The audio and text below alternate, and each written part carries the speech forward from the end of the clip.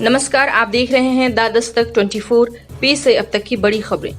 हिमाचल प्रदेश के मुख्यमंत्री जयराम ठाकुर ने दावा किया है कि हिमाचल देश का पहला ऐसा राज्य है जहां सभी परिवारों को एलपीजी गैस कनेक्शन मुहैया करा दिया गया है।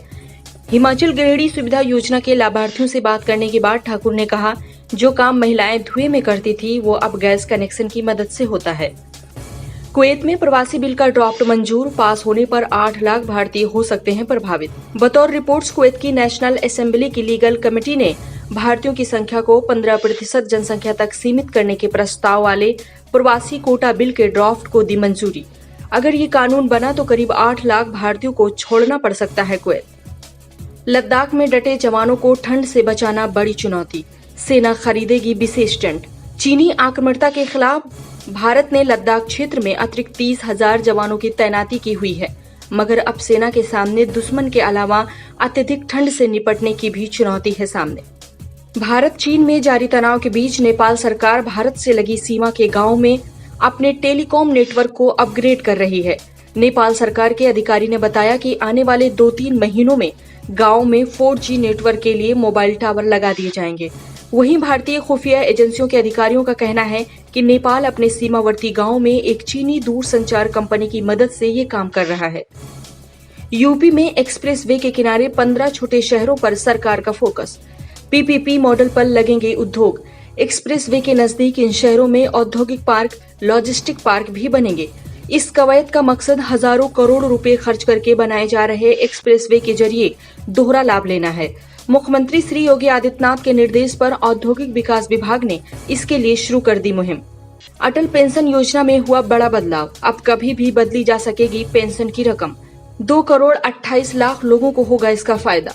Pension fund regulatory and development authority ने सभी बैंकों को साल में किसी भी समय पेंशन राशि घटाने या बढ़ाने की प्रक्रिया शुरू करने का दिया है निर्देश।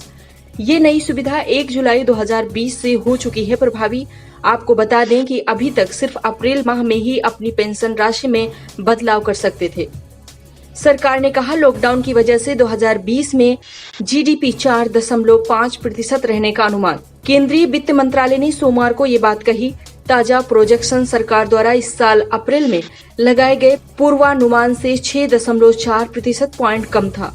कोरोना महामारी के खिलाफ एक वैक्सीन की उपस्थिति के कारण होने वाली अनिश्चितता अर्थव्यवस्था के लिए ये गंभीर चुनौती है।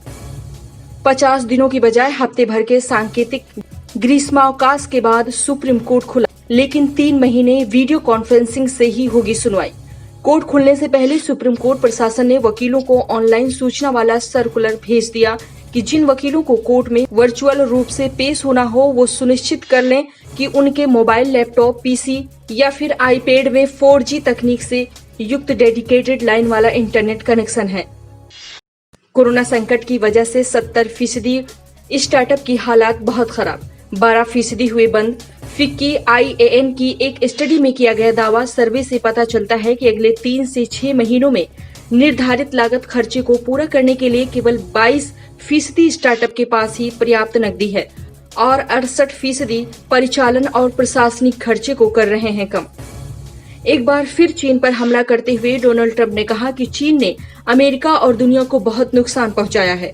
ज्ञात रहे कि पिछले दिनों अमेरिका के 244वें स्वतंत्रता दिवस के मौके पर देश को संबोधित करते हुए ट्रंप ने कहा था कि देश बहुत ही अच्छा कर रहा था जब तक वायरस का प्रकोप नहीं था। उन्होंने कहा कि ये वायरस चीन से ही आया है। आज की 10 बड़ी खबरों में इतना ही। नमस्कार।